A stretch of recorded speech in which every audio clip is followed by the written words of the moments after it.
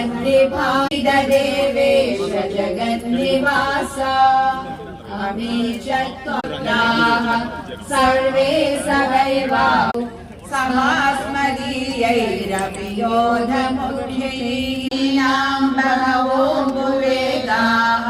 समुद्रमेवाभिमुखा द्रवन्ति तथा तवामि नरलोकवीराः विशन्ति वक्त्राण्यभिविज्वलन्ति यथा प्रदीप्तं ज्वलनं पतङ्गाः विशन्ति नाशायो भवानुग्ररूपो नमोऽस्तु ते देववर प्रसीद विज्ञातुमिच्छामि भवन्तमाद्यम् न हि प्रजानामि तव प्रवृत्तिम्। श्रीभगवानुवाच कालोऽस्मि लोकक्षयकृत् प्रवृद्धो लोकान् समाहर्तुमिह प्रवृत्तः हृदि त्वां न भविष्यन्ति सर्वे येव स्थिता प्रत्यनीकेषु योधाः शोलभस्व जित्वा शत्रून् समृद्धम्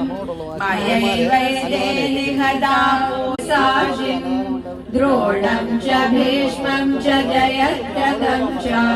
कर्णं तथा ज्ञानपि योधवीरान् मया हतांसं जहिमाविष्टा युध्यस्व चेतासि सपत्नान्। सञ्जय उवाच एतत् श्रुत्वा वचनं केशवस्य कृताञ्जलिर्वेपमानः नमस्कृत्वा भूय एवाह कृष्णं सगद्गदम्भीरभीतः प्रणम्य अर्जुन उवाच स्थाने ऋषिकेश तव प्रकीर्त्या जगत्प्रहृष्यत्यनुरज्यते च